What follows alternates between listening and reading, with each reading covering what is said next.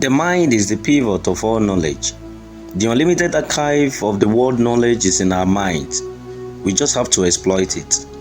The diversity in technology and our work contribute to the level of individual knowledge. I'm John Akingbade. Welcome to my YouTube channel. In this video, I'm going to talk about knowledge and why you should seek knowledge. Knowledge is an acquaintance, awareness, and understanding of someone or something. It can be facts, skills, or objects. Knowledge is regarded as a beneficial asset to man and organizations. Knowledge can be amassed in many different ways and from many sources.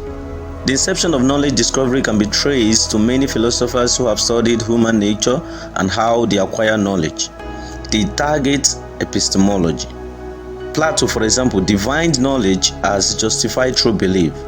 This idea was further involved in ancient Greek philosophy by Stoic school. Stoic epistemology emphasizes that the mind starts blank, the one they popularly called tabula rasa, but acquires knowledge as the outside world is impressed upon it. Although Nazism and other epistemological doctrine oppose the idea of tabula rasa because it holds that the mind is born with ideas or knowledge, and therefore the mind is not a complete blank state at birth. But the two doctrines discover the impact of experience in knowledge acquisition. They believe that knowledge can be acquired through perception, reason, inquiry, education, and practice. I would like to demystify the most important distinction in this video, which is between what can be known independently of experience. This is called priori knowledge, and what can be known through experience. This is called a posteriori knowledge. These terms originated from the analytic methods of Aristotle's organon. The knowledge that is acquired independently of experience is non-empirical.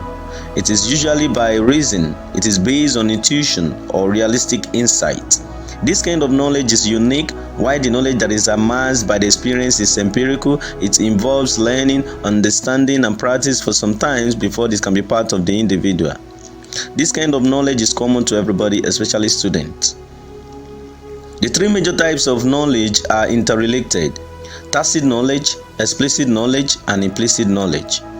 Tacit knowledge is the intelligence that is gained through personal and professional experience. It is difficult to explain and document. Explicit knowledge is the knowledge that can be readily conveyed, codified, stored, and accessed.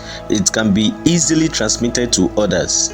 Explicit knowledge is often seen as a complement to tacit knowledge.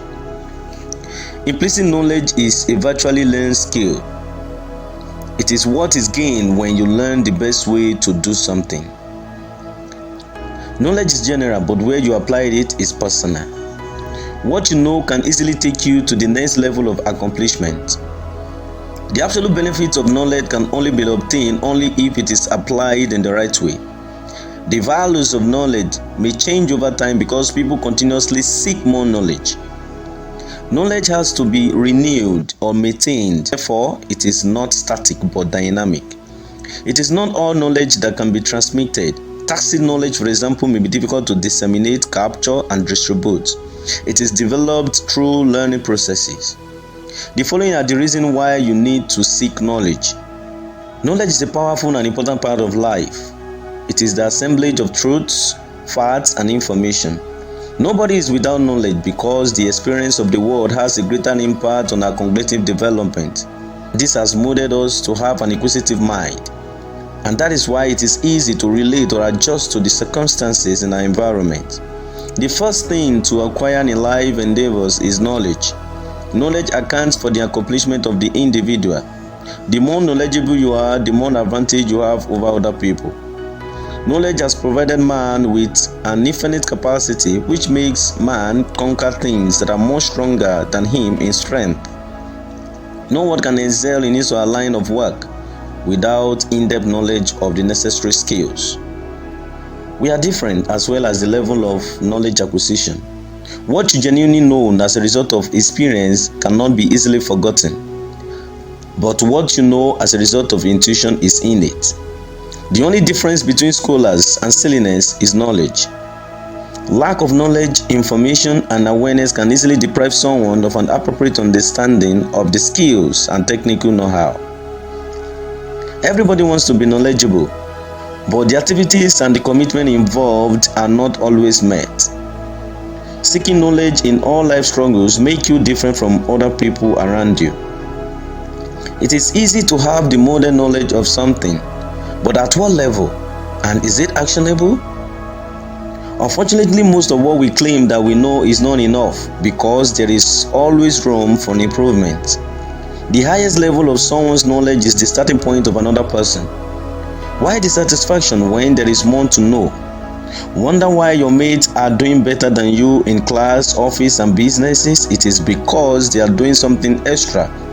That is extra knowledge and research you are lacking.